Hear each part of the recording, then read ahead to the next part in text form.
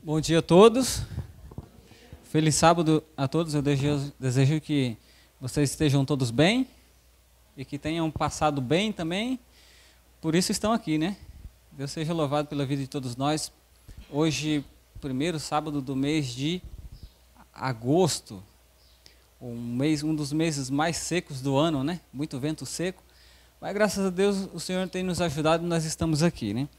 Então já quero anunciar aí, já está a tela, o tema do dia de hoje, da mensagem de hoje. E para adiantar, para resumir o tempo, né, eu vou projetar os textos bíblicos para a gente ganhar tempo. Porque se a gente for ler um por um, a gente vai terminar às 2h da tarde. Ou vocês preferem ler tudo na Bíblia? Física. Prefere projetado ou ler na Bíblia? Física. Projetado, né? Vocês se importam com isso, né? Estou vendo que vocês se importam. Muito bem. Eu também me importo. Então a gente vai ganhar tempo. E já oramos, já pedimos a ajuda de Deus, né? A bênção para essa mensagem.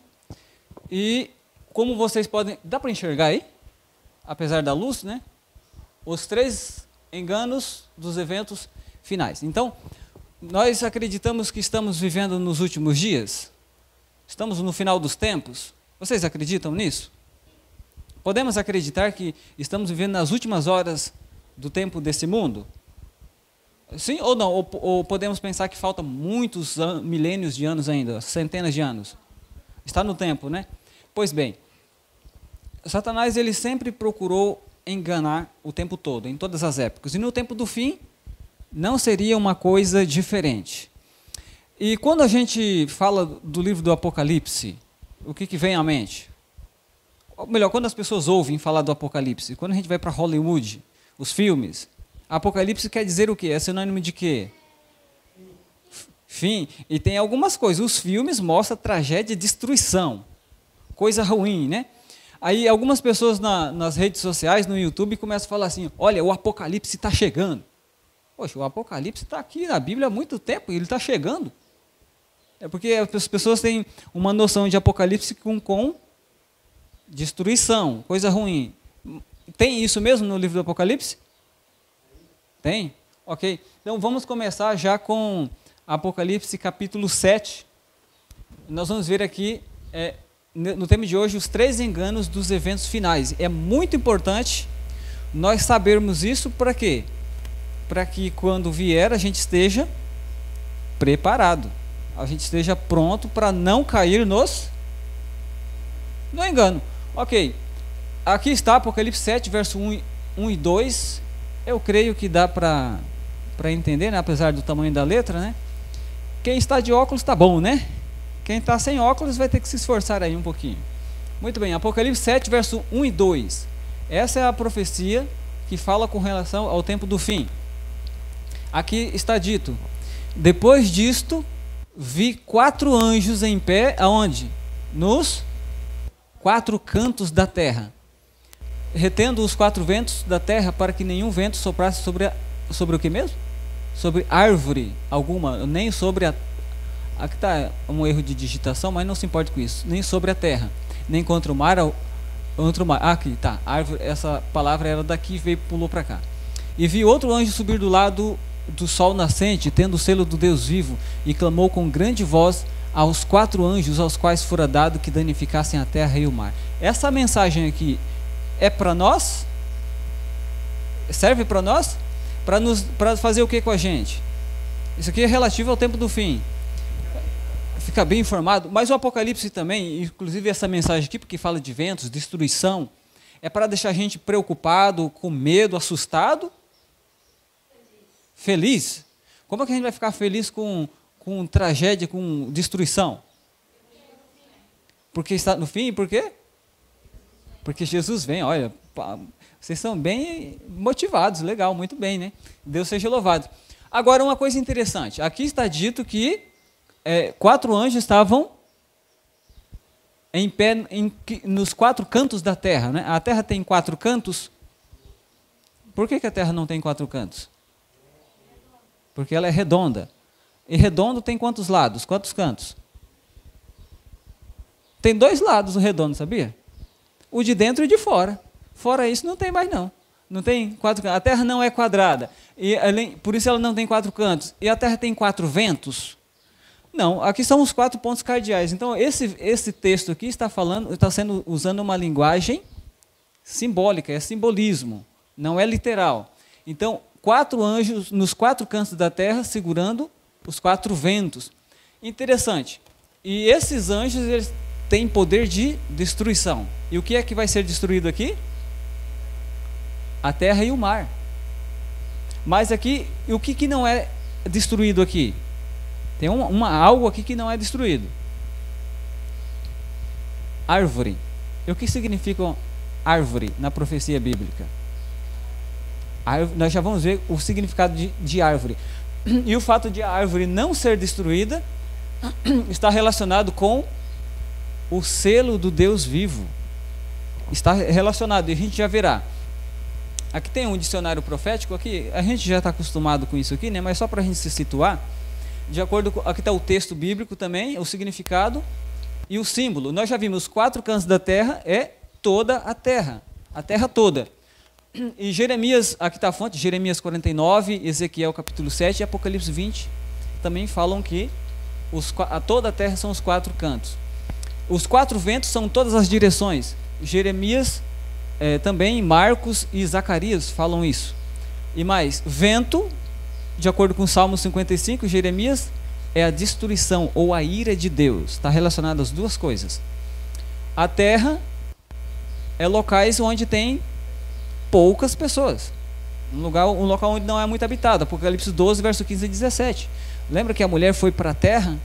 Então, e aí diz aqui, mar e águas são locais onde tem muitas pessoas. E aqui, ó, o texto está dizendo, os anjos estão segurando os 4 ventos para que nenhum vento sopre sobre a árvore, nem sobre a terra, nem contra o mar. Mas esse anjo clamou com grande voz aos 4 anjos, os quais fora dado que danificasse a terra e o mar. A terra é um local não muito habitado, e o mar é um local muito populoso, muito habitado.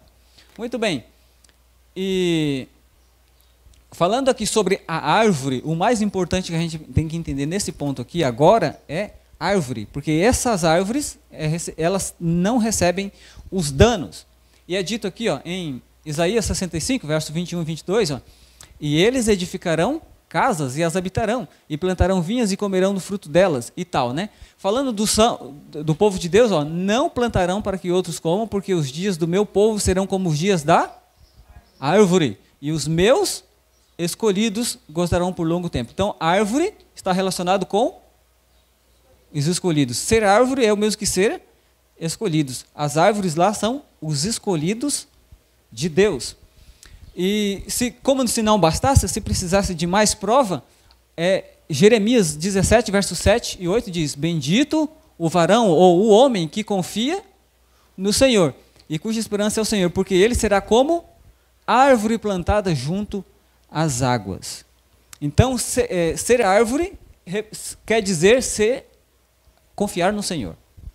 Então, aqueles que confiam no Senhor, fazem de Deus o seu refúgio, lá nas últimas pragas serão protegidos.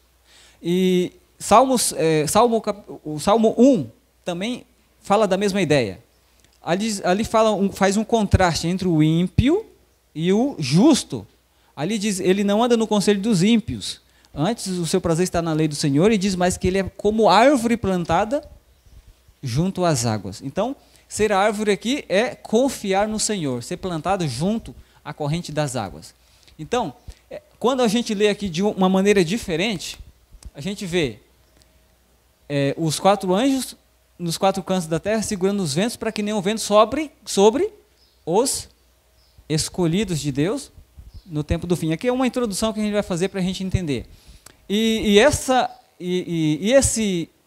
No caso, essas aqui está, mudei um pouco aqui, né? Árvore. E essa proteção da árvore aqui está relacionado com o selo do Deus vivo. E o selo do Deus vivo nós já vimos, já estudamos sobre isso, a gente já tem noção. No caso aqui, né, antigamente o selo ele era usado para fazer com que as cartas, as leis, os decretos tivessem validade. ele validava as leis e os decretos. Era muito usado antigamente, né? No caso, um selo, no caso, o selo de Deus, ele identifica quem pertence, identifica o cargo e também identifica o território onde esse possuidor do selo ele domina. No caso, o selo de Deus, que é o sábado, mostra a quem ele pertence. Ele pertence a Deus, porque está escrito lá, ela fala do sábado do Senhor, teu Deus. O sábado é de Deus. E qual é o cargo dele? Ele fez os céus e a terra. Ele é o Criador. E mais, o território dele é o céu e a terra, onde ele domina, toda a terra. Nesse caso, o mandamento diz, porque em 6 dias fez o Senhor o céu e a terra, o mar e tudo que neles há. Então aqui está o nome de Deus, está a sua função, está o território onde ele domina. E percebe que o selo de Deus está relacionado com a lei dele, e mais especificamente o 4º mandamento, que fala do sábado do Senhor teu Deus. Aqui, ó, aqui está no Sign of the Times, é uma publicação adventista. Isso aqui é do ano de 1886. O sábado foi inserido no decálogo como o selo do Deus vivo, identificando o legislador e tornando conhecido o seu direito de governar. Era o sinal entre Deus e seu povo, um teste de obediência ao povo. E isso continua sendo. Mas agora, é dito, agora como é que a lei de Deus está relacionada com a marca da besta? Qual é o contrário do selo de Deus? A marca da besta, não é? É o oposto. Agora, como que isso está relacionado com a lei de Deus? Aqui é dito, aqui nós não vamos ler o capítulo 13 todinho, porque está num contexto, aqui fala da primeira besta, é na segunda besta aqui, né? É dito que ela faz uma marca, ela obriga todos a receber uma marca na mão direita ou na fronte. Ou na mão direita ou na fronte. Isso faz a gente lembrar, aqui está, é uma referência, esses receber na mão direita ou na fronte, irmãos, é uma referência a Deuteronômio capítulo 6. Conhece Deuteronômio capítulo 6? Já leram, né? Mas antes do capítulo 6 de Deuteronômio, tem o capítulo 5. E o que é que tem no capítulo 5 de Deuteronômio? Os 10 mandamentos, está lá. Os 10 mandamentos estão 2 vezes na Bíblia. A primeira em Êxodo capítulo 20 e a segunda em Deuteronômio capítulo 5. Depois que é dado os 10 mandamentos no Deuteronômio capítulo 5, vem no capítulo 6 e diz assim, ó: estes, pois, são os mandamentos, os estatutos e os preceitos. E o que é para fazer? O que era para o povo fazer com os mandamentos? Ó, também, falando dessas palavras, porque os 10 mandamentos também são palavras. Essas palavras atarás por sinal na tua mão, também as atarás por sinal na tua mão, e tecerão por frontais entre os teus olhos. Viu só que interessante? Aqui está os mandamentos de Deus, que deve ser colocado tanto na mão quanto na fronte, na testa.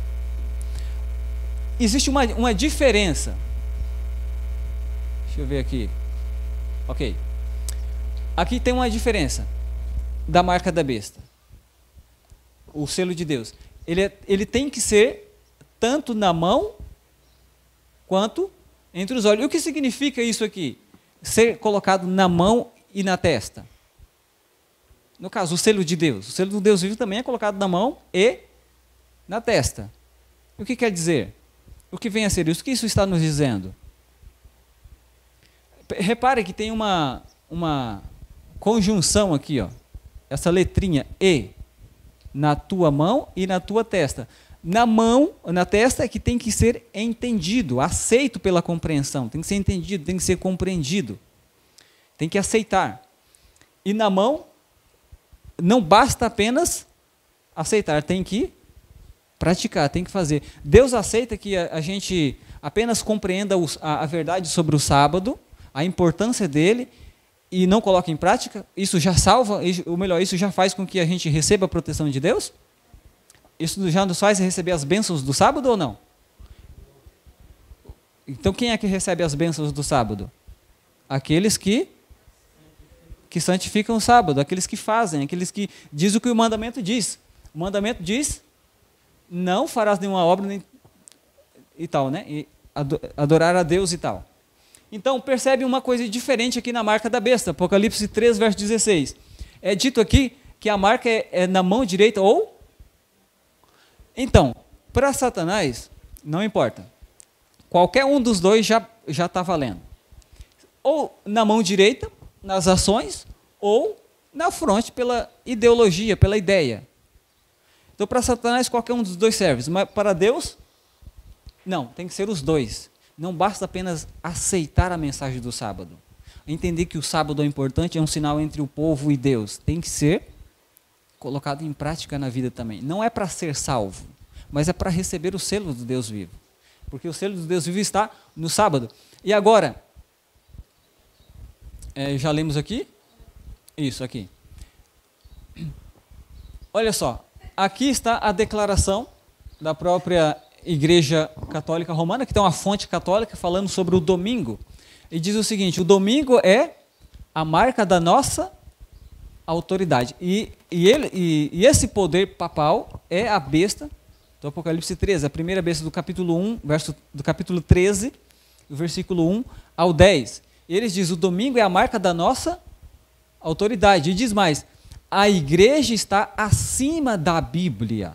Então, se a igreja, eles não seguem a Bíblia não é autoridade, a igreja é autoridade, a igreja está acima da Bíblia. E a transferência da prática do descanso sabático é a prova desse fato. Aqui está a declaração, eles assumem isso. É uma fonte católica aqui. E aqui está dizendo mais ainda, que é uma marca de poder eclesiástico e autoridade em questões religiosas. O que é essa marca de poder eclesiástico? O domingo. Então, o que nós vemos agora no tempo do fim é esse conflito se intensificando nesse ponto. A guarda do sábado e o domingo sendo imposto como lei. Falando de decreto dominical, né? Muito bem, e é dito aqui, por meio de sinais, ok? No tempo do fim, essa segunda besta do Apocalipse, que representa os Estados Unidos da América do Norte, é dito que será feita uma imagem à besta. Agora, como é que vai ser feita uma imagem? O que é uma imagem? Uma figura? Um desenho? Uma foto? Um quadro feito de desenho. Então, vão pegar uma besta e pintar ela num quadro. E vai ser colocado lá. O mundo inteiro vai ver. Como que foi a primeira besta? Capítulo 13, versículo 1 ao 10, fala de um poder e fala da autoridade desse poder que resultou em perseguição durante a Idade Média. 1260 anos de perseguição por causa da autoridade papal. Então, se foi feito assim, e vai ser feita uma imagem é uma cópia do mesmo poder, uma imitação do mesmo poder. Será que isso vai acontecer de novo no futuro? Será que vai acontecer? Ok. Então vejamos aqui. Aqui vai falar, vamos falar aqui da primeira lei dominical na história. Onde e como tudo começou. Constantino, quando Constantino ele supostamente se converteu, mas ele não se converteu. Há especialistas, há historiadores que dizem que ele nunca se converteu, que aquela conversão dele foi apenas uma manobra política para conseguir apoio para o seu império. Mas os cristãos vieram sendo perseguidos por muito tempo, desde o primeiro século até o quarto século. Mas quando ele supostamente se converteu, ele fez um edito, ou édito, de Milão, promulgado no 13 de junho de 313, e assegurou o quê? A tolerância e liberdade de culto. Para quem? Para os cristãos, alargada a todo o Império Romano. E essa liberdade religiosa aqui, ela trouxe liberdade religiosa não só para os cristãos, para qualquer pessoa. Qualquer pessoa poderia adorar o seu Deus, ter a sua religião no Império Romano, inclusive os cristãos. Acabou a perseguição. Isso foi uma coisa boa? Foi boa ou não foi? Foi boa, né? Mas o que veio em seguida? Aqui, o que vocês vão chamar? O que vocês acham que é isso aqui? Logo depois que ele se converteu, alguns anos depois, ele fez essa lei aqui, ó. esse livro aqui, Roma e o seu Império, diz o seguinte: Constantino passou a colocar-se sob a proteção da divindade padroeira dos imperadores soldados do século anterior, chamado Deus Sol Invicto. Ele ainda continuou adorando o Sol. O Sol era o seu Deus. Mesmo tendo convertido, por assim dizer, ele era adorador do Deus Sol. E há historiadores que dizem que ele ainda fez sacrifícios para a sua divindade, antes de morrer.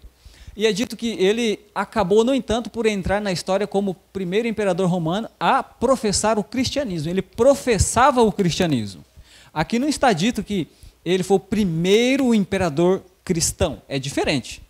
Ele professou o cristianismo. O que é professar?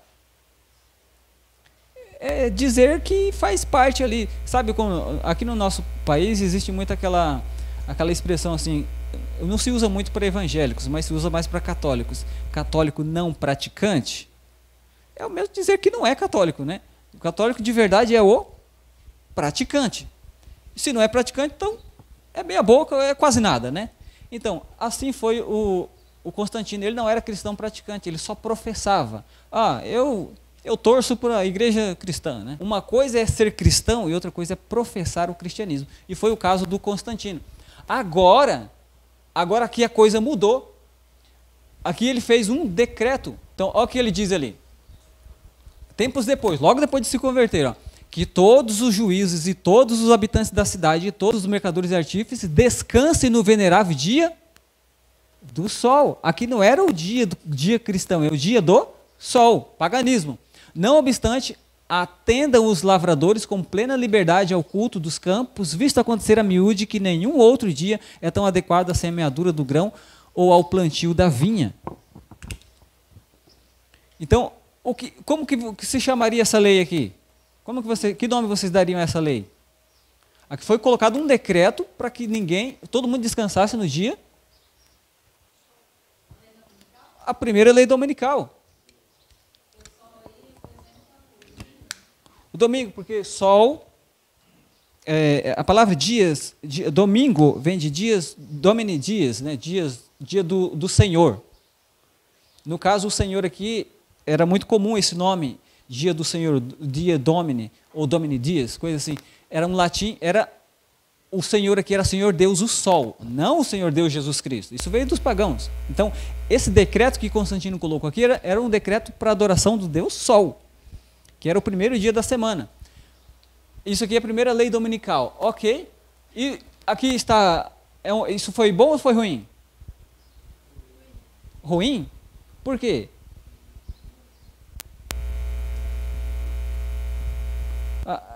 Os cristãos aqui tiveram algum problema quando houve essa lei dominical aqui? Os cristãos não tiveram nenhum problema. Quando Constantino colocou esse decreto, os cristãos não tiveram nenhum problema. Sabe por que não tiveram nenhum problema? Porque isso não afetava eles. Mas teve polêmica. Polêmica teve, mas problema não. E tanto é que depois Constantino teve que fazer um outro decreto, explicando isso aqui.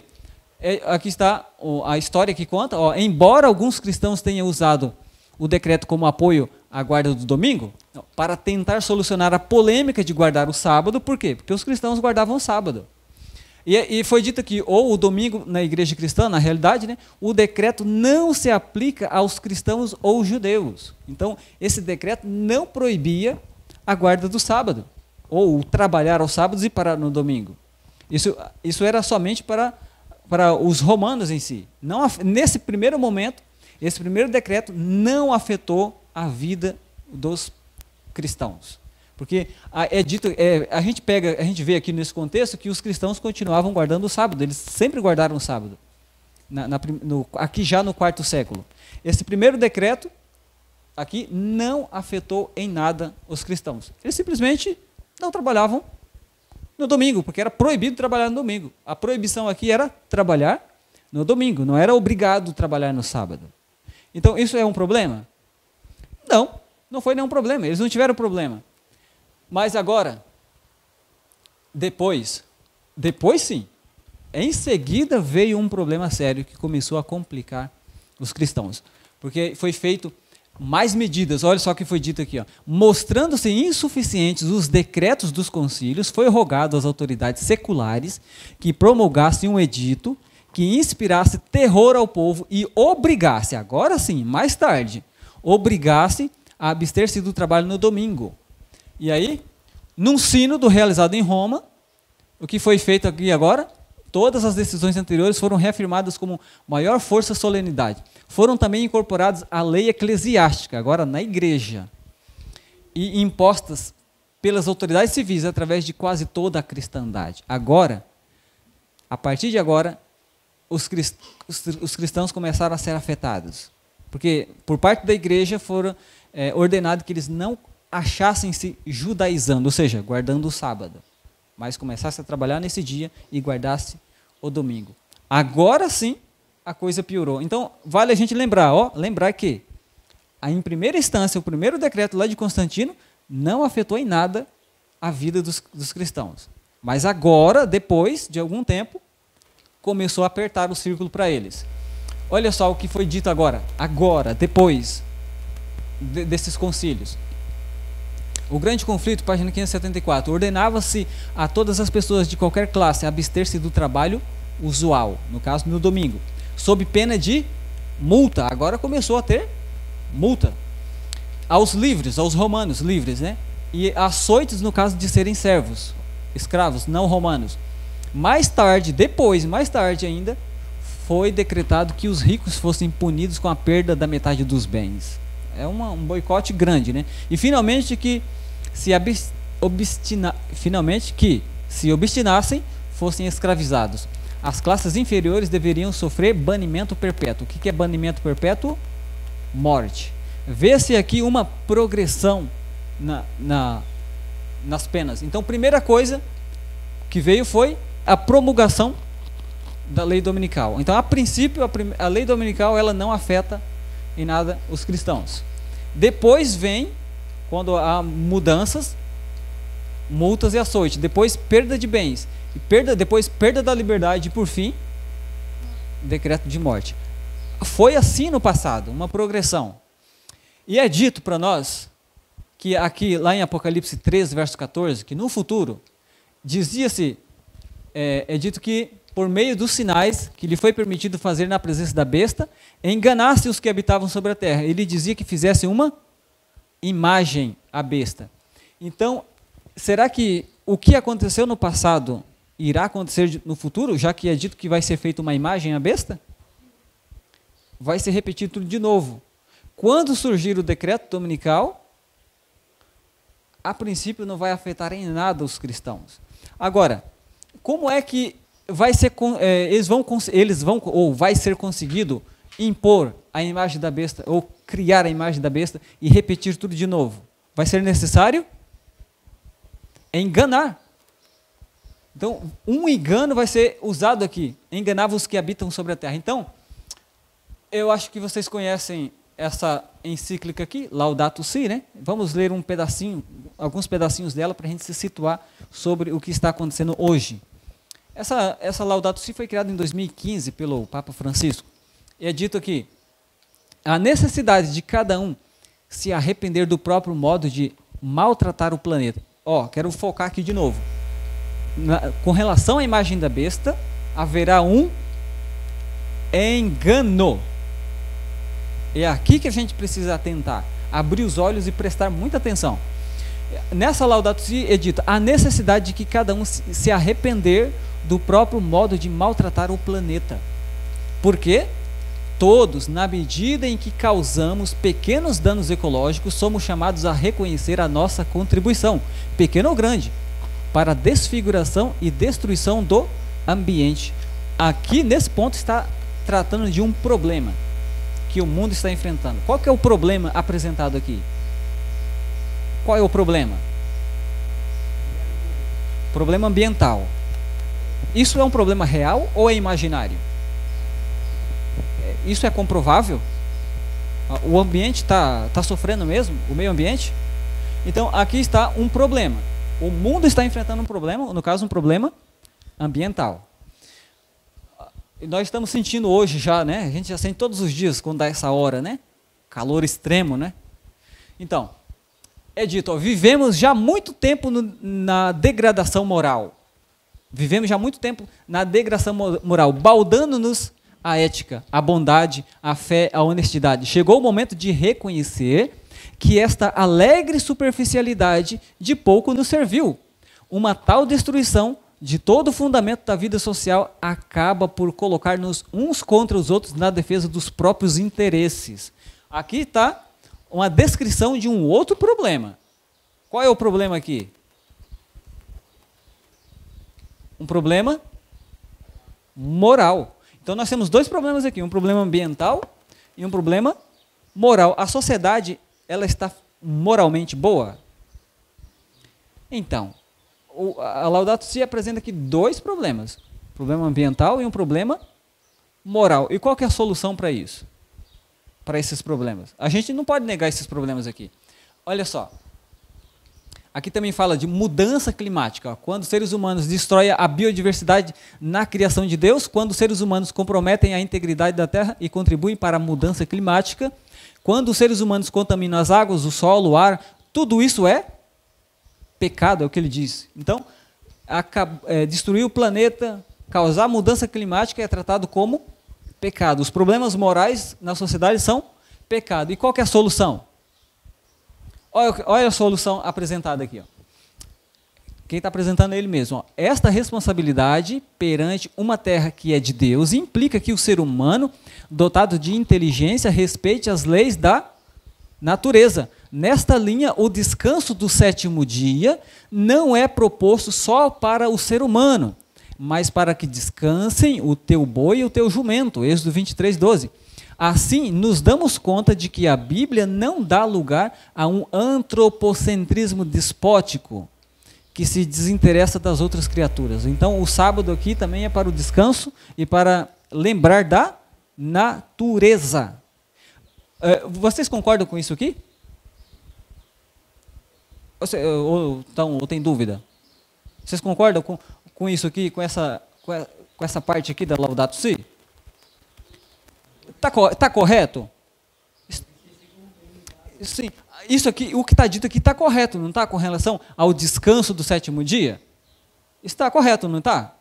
Está correto. Agora aqui, ó, a outra parte da mesma Laudato Si. Ó, a tradição bíblica estabelece claramente que esta reabilitação implica a redescoberta e o respeito dos ritmos inscritos na natureza pela mão do Criador.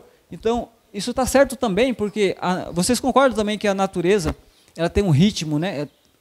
Nós trabalhamos 6 dias e precisamos de um dia para descanso. Isso é biológico também. Deus nos fez assim. Ó, isto está patente, por exemplo, na lei do Shabat, no sétimo dia. Ou melhor, no sétimo dia Deus descansou de todas as suas obras. Deus ordenou a Israel que cada sétimo dia deveria ser celebrado como um dia de descanso, um Shabat, ou seja, um descanso. Aqui tudo bem, vocês concordam com isso. Mas agora aqui, ó, a participação na Eucaristia é especialmente importante ao domingo. Ó, este dia, a semelhança do sábado judaico, é nos oferecido como um dia de cura das relações do ser humano com Deus, consigo mesmo, com os outros e com o mundo, com a natureza. Então, os problemas aqui de cura das relações do ser humano com os outros é para solucionar os problemas morais que existem, que causam problemas na sociedade. E para curar as relações com o mundo, é com o meio ambiente. E aqui com Deus também, questões espirituais com Deus. Então, qual é a solução? Qual é a solução para para os problemas do mundo apresentado pela Laudato Si? Aqui está escrito domingo. Está claro ou não? Tá, essa é a solução para o problema. Olha só, o problema e a solução para o problema.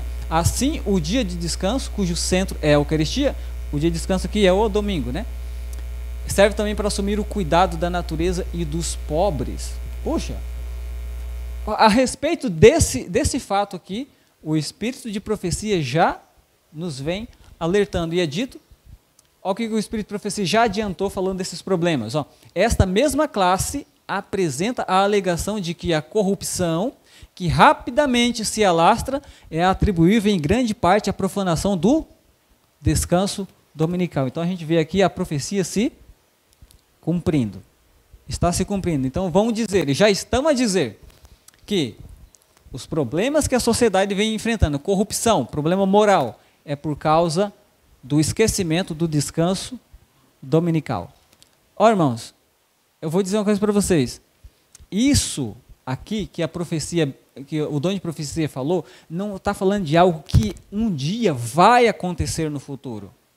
Está acontecendo agora. Essa Laudato Si aqui é de 2015. E já passou quanto tempo? 8 anos já que isso está em andamento, em vigor. Agora, então, essa classe de pessoas vão dizer que a corrupção, a degradação moral da sociedade é por causa da profanação do descanso dominical. E que a imposição da observância do domingo melhoraria grandemente a moral da sociedade. Então, veja aqui a solução. Insiste-se nisso, e especialmente na América do Norte, onde a doutrina do verdadeiro sábado tem sido mais amplamente pregada. Então, é dito também que nesta geração, muitos há cujos olhos se tornam ofuscados pelo resplendor das especulações humanas, da falsamente chamada ciência. Não percebe a rede e nela caem tão facilmente como se estivesse de olhos vendados. Os homens exaltam suas próprias teorias acima da palavra de Deus. Aí que está a questão. As teorias estão acima da palavra de Deus. E hoje, nos dias de hoje, nós vemos alguma teoria, alguma ciência aí que está suplantando a palavra de Deus? Que está tirando as pessoas da palavra de Deus? Quantas teorias existem aí? Quantas provas científicas estão afastando as pessoas da palavra de Deus? Até algumas falsas ciências teológicas que, em vez de aproximar as pessoas da palavra de Deus, estão afastando as pessoas da palavra de Deus. Então, assim, a falsa ciência da atualidade, que mina a fé nas Escrituras Sagradas, mostrar-se tão bem-sucedida no preparar o caminho para a aceitação do papado com seu formalismo aprazível, como o fez a retenção do saber ao abrir o caminho para o seu engrandecimento na Idade Média. Então, para isso será necessário alguns argumentos para poder enganar. Lembra que para criar a imagem da besta, primeiro é necessário enganar os que habitam sobre a terra? Lembram disso, né? Está acompanhando o raciocínio? Enganavam os que habitavam sobre a terra, e fora dito que fizessem a imagem à besta. Então nós vimos aqui 2 argumentos. Primeiro, argumento científico. Qual que é o argumento científico? Os problemas ambientais. É real. Isso está acontecendo. E argumentos morais. A sociedade está se degradando cada vez mais, ou não está? Precisa provar mais ainda de que a sociedade está se degradando moralmente? Isso é visível. E há os argumentos científicos, os argumentos morais. E agora, como é que isso vai enganar as pessoas? Isso que é suficiente para enganar as pessoas e fazer com que as pessoas trabalhem no sábado? Isso é suficiente? Precisa de mais um argumento, não precisa? Então, olha aqui. Ellen White disse o seguinte: abster-se de trabalhar no domingo não é receber o sinal da besta. Para você é um problema não trabalhar no domingo? E nem depois. Para mim não será. Lembra no começo que o primeiro decreto não afetou em nada os cristãos? Agora a Ellen White está dizendo que abster-se de trabalhar no domingo, porque a lei vai dizer que não é para trabalhar. Então, não é receber o sinal da besta. Hoje, já na Europa, já existe o domingo sem carros. Começa assim, sem carros. Nada de poluição, por causa do meio ambiente. Aí a causa vai aumentando. A gente sabe que isso vai surgir nos Estados Unidos. Mas, olha só, assim como foi no passado, Ellen White, Testemunhos Seletos, volume 2, página 166. Não vem muito distante o tempo em que, como os antigos discípulos, seremos forçados a buscar refúgio em lugares desolados e solitários, como o cerco de Jerusalém pelos exércitos romanos era um sinal de fuga para os cristãos judeus. Então, o primeiro decreto, embora não afetasse nada a vida dos cristãos, era um sinal. Agora também para o nosso tempo, embora não venha a afetar em nada, para nós é um sinal. Sinal de quê? Olha o que é dito. Assim, o arrogar-se nossa nação o poder no decreto que torna obrigatório o dia de repouso papal será uma advertência para nós. Será então tempo de deixar as grandes cidades. Então, aquele vai ser um sinal para sair definitivamente das grandes cidades. Nas pequenas cidades, alguns do povo de Deus precisarão estar lá para divertir, mas não viver nas cidades. Sair das grandes cidades para as pequenas e das pequenas para os campos, para os lares dos campos. Só que nesse momento aqui, quando a primeira lei dominical vier, vai ser um sinal para deixar as grandes cidades. Mas a gente precisa estar atento aqui, porque esse sinal vai ter tempo para se salvar aqueles que não conhecem a mensagem. Mas aqueles que conhecem a mensagem, não tem como ter oportunidade depois. Sabe por quê? Porque tem que sair das grandes cidades, porque os juízos de Deus vão começar pelas grandes cidades. Por isso que para quem conhece a mensagem, não há mais tempo de se preparar depois. Então é tempo de sair, não começar a se preparar.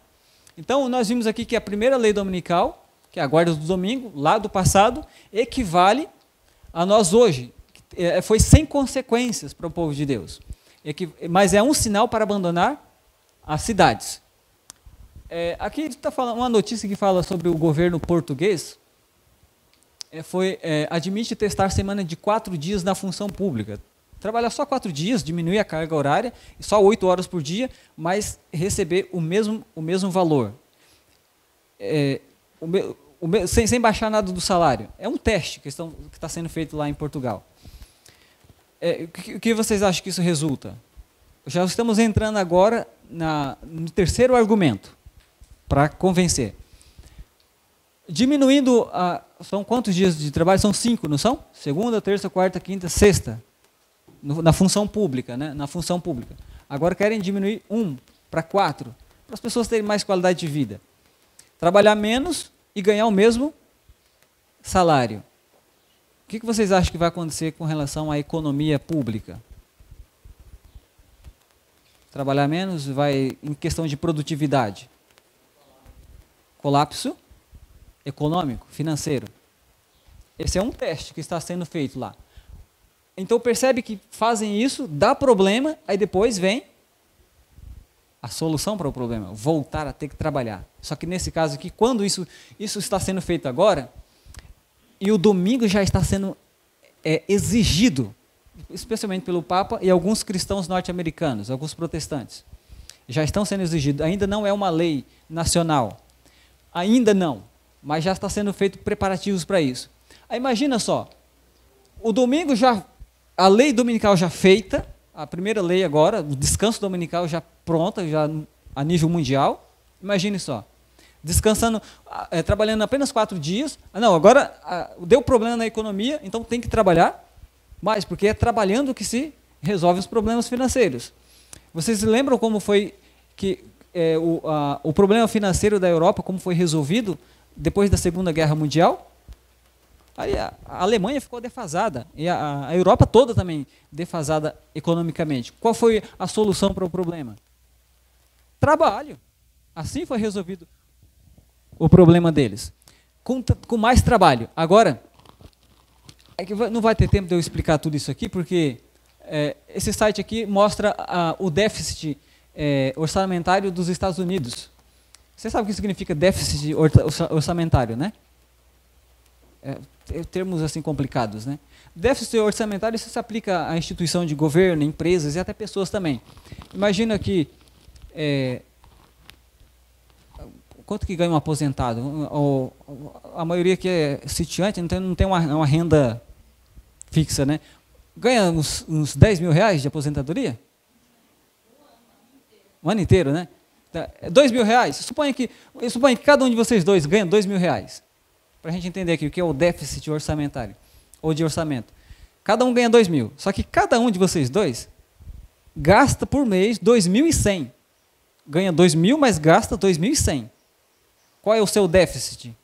Déficit é a dívida, né? A deficiência. É 100 reais todo mês.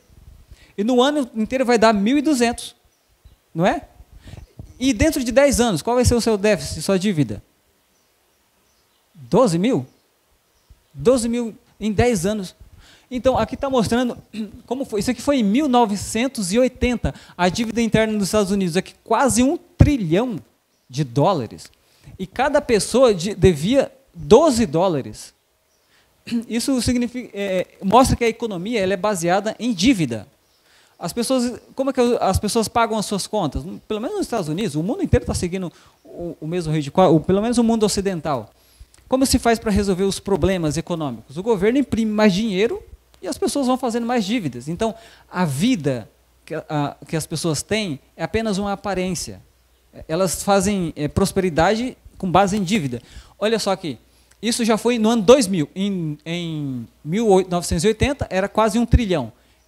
Aqui no ano 2000, a dívida é 5 trilhões de dívida aqui só, né? Esse é o maior problema dos Estados Unidos, financeiramente falando. O segundo maior problema dos Estados Unidos é o juro, que isso vai correndo. Daqui a alguns anos, o maior problema vai ser o juro, mais do que vai superar o valor da dívida. Tem como pagar isso? E cada pessoa, sabe qual que é? Hoje, em 2000, era $53 mil. Cada pessoa, né? Ok, não vamos entrar em muitos detalhes, mas o mundo está assim. A economia, ela é uma economia a prosperidade, por assim dizer, das pessoas. Tem pessoas crescendo hoje no mundo? Tem. Mas essa prosperidade é uma prosperidade só de faz de conta. Sabe por quê? Alguém já fez empréstimo aqui, ou financiamento? Você faz um financiamento, compra uma fazenda, ou compra um carro, ou compra vacas, ou compra uma mansão. Você aparentemente está próspero, né? Mas não está não, você está com dívida. Então é tudo de faz de conta. Então a gente vê o mundo aí e tal, as grandes cidades, mas não é bem assim. Por trás de tudo isso tem um colapso financeiro prestes a vir. E agora, olha o que a profecia bíblica diz. Quando nossa nação, Estados Unidos, em suas assembleias legislativas, promulgar leis que restringam a consciência das pessoas quanto aos seus privilégios religiosos, impondo a observância do domingo e exercendo poder opressor contra os que guardam o sábado do sétimo dia, a lei de Deus será para todos os efeitos invalidada em nosso país. E a apostasia nacional será seguida de ruína nacional. No caso, inclusive financeira, porque o sistema econômico que existe hoje não se sustenta mais. Então, agora, esse aqui é um outro argumento. Então, aqui é Eventos Finais, página 116. Já estamos quase chegando ao fim. Satanás está ativamente em operação em nossas cidades populosas. Estão atentos a isso aqui? Satanás está ativamente em operação em nossas cidades populosas. Sua obra é observada na confusão, na luta e discórdia entre o capital e o trabalho. O que isso quer dizer? Capital e trabalho? Direita e esquerda. Capital, direita, trabalho, esquerda. Dinheiro, finanças, trabalho. No caso aqui, sindicatos. Bem como na hipocrisia que penetrou nas igrejas. Então, os ímpios estão sendo atados em feixes, atados em conglomerados comerciais, conglomerados comerciais, em sindicatos e em confederações. E ela diz que não devemos nada que ver com essas organizações. Os sindicatos serão um dos instrumentos que trarão sobre a terra um tempo de angústia tal nunca houve desde o princípio do mundo. Por quê? Por questões financeiras. Não é dito, nós já sabemos, quando a gente acessa as redes sociais, YouTube e outras redes sociais, a gente ouve falar de crise financeira no mundo inteiro, e está ficando cada vez pior. Então, quando a gente vê as notícias, a economia do mundo ocidental não se sustenta, não vai poder se sustentar mais. Então, nós temos aqui 3 argumentos. O primeiro é científico, problemas ambientais. Isso está mais do que na cara. E argumentos morais, também está muito claro. E agora nós temos argumentos financeiros. E tanto é que, com relação aos argumentos, às questões financeiras, quem não receber a marca da besta, não pode comprar e nem vender por causa da economia. E tem que atender os requisitos. É financeiro ou não é? Afeta toda a vida da sociedade. É complicado. Então agora aqui temos 3 argumentos. Por isso é dito a todos, pequenos e grandes, ricos e pobres, livres e escravos, faz que recebam uma marca na mão direita ou na fronte. Então nós precisamos ficar atentos com relação a essas questões aqui, a maneira como a gente leva a vida da gente, porque se a gente não ficar atento, não se apegar à palavra de Deus, esses argumentos aqui, ó, poderão derrubar qualquer um de nós, se nós não ficarmos atentos, com receio de não poder comprar ou vender, sabe, negar a fé, só por não poder comprar e vender para ter o que comer. Imagina pais que têm filhos pequenos, quantas pessoas poderão abrir mão da sua fé, da sua convicção, só para ter o sustento em casa, não confiando na proteção de Deus, né? Então, por isso, nós vimos a primeira lei dominical. A segunda lei dominical, ela obriga a trabalhar agora ao sábado. Por quê? Por causa das questões financeiras. Então, a gente vê que no passado foi multas e açoites. Hoje, receber ou o selo de Deus ou a marca da besta. E mais outra coisa, então, nesse tempo do fim, quem que poderá receber aqui, no caso, multas ou demissões? Tanto organizações governamentais, governo, como empresas e pessoas. Se elas não trabalharem no sábado, poderão ser multadas, boicotadas. Sanções podem ser feitas para que se trabalhe no sábado por causa de uma questão financeira. A encíclica Laudato Si aborda todas essas questões, argumentos científicos, morais e financeiros da sociedade. Então nós vimos aqui esses passos aqui que aconteceu na primeira lei dominical. Primeira, a lei do descanso. Não afetou em nada a vida dos cristãos. E agora no tempo do fim, para o povo de Deus, também não vai afetar nada a princípio. Mas depois vem multas, açoites, boicotes financeiros, e em seguida perca dos bens, depois perca da liberdade e há o decreto de morte. Mas o povo de Deus será livrado da morte no final. Lembra no princípio que nós falamos em Apocalipse capítulo 7? Não está lá não, Apocalipse capítulo 7. Lá é dito que os anjos estão segurando os ventos para que nenhum vento sopre sobre o que mesmo? Nenhuma árvore. Então, nesse texto há uma promessa de Deus, há uma bênção.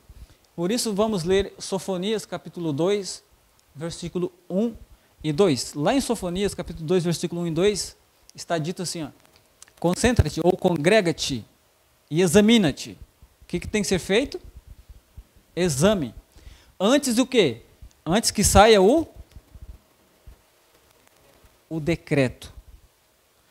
Isso diz algo para nós hoje nesse tempo.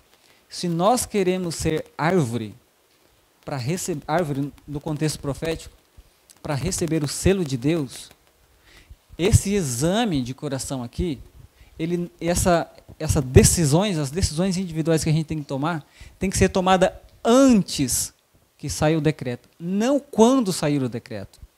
Porque quando o decreto sair, para os que fazem parte do povo de Deus, para os que conhecem as profecias, já não dá mais tempo. Aquelas pessoas que nunca ouviram falar dessa mensagem, elas terão uma segunda oportunidade. Mas os que agora já conhecem, mas não se examinam, não faz a mudança que tem que ser feita, é tarde demais. Porque os juízos de Deus vão cair sobre as grandes cidades. Então a gente tem que fazer o exame, preparar-se, estar preparado antes. A nossa vida tem que ser uma vida de preparo, como se a gente soubesse que amanhã essa lei estivesse promulgada. Imagina que a lei está lá no Senado, ou no Congresso norte-americano, por exemplo. A notícia já foi dada que hoje foi dada a notícia que amanhã o Congresso iria discutir sobre isso. E os que são a favor são os da direita, por assim dizer, que são chamados de republicanos. Eles são a maioria. Com certeza eles vão votar a favor. E vai sair amanhã. E se hoje nós recebemos a notícia e sabemos disso, o que a gente faz? Preparar, não é? Mas vamos viver cada dia como se fosse amanhã mesmo. E viver hoje preparando por saber que já amanhã. Mas não vai ser amanhã. Vai ser um pouco mais adiante. Então temos que preparar hoje. É antes que saia o decreto Eu gostaria de perguntar, ficou claro para vocês que esses enganos estão sendo preparados e já estão aí? Eles não vão vir, eles já estão operando aí? Ficou claro? Ficou claro que esses enganos já estão aí? Alguém tem alguma dúvida? Está claro, não está? Ok. E ficou claro também que hoje é o dia, agora, antes que saia esse decreto, é o dia de nós estarmos nos preparando, tendo mais comunhão com Deus, buscando mais entendimento da sua palavra e pedindo forças para Ele nos ajudar a resistir às tentações que virão, às lutas que virão? Quem gostaria de dizer assim para o Senhor, Senhor, ajuda-me a preparar para esse tempo? Porque agora que é o tempo de nós proclamarmos com força essa mensagem, sem timidez, sem medo, é o tempo que a gente não está tendo essa força. Vocês estão percebendo isso? Parece que, sabe quando a gente está no sonho? Vocês já sonharam tentando andar no sonho, tentando correr e as pernas não funcionam? É como se a gente estivesse correndo dentro d'água. Já aconteceu isso com vocês? Tenta falar, mas a voz não sai. Isso é coisa que acontece no sonho. Mas parece que a gente está vivendo um sonho assim. Que Deus tenha misericórdia de nós. E ajuda-nos a examinar-nos e a preparar-nos, e que o Senhor Deus nos dê a força que a gente precisa para enfrentar as lutas desse tempo que nós estamos para enfrentar. Eu não sei qual é o problema que você enfrenta, que te entrava, que dá as suas dificuldades. Cada pessoa tem uma luta interna que causa dificuldade, mas eu peço que Deus ajude para que Ele nos atenda e nos dê a força para a gente vencer.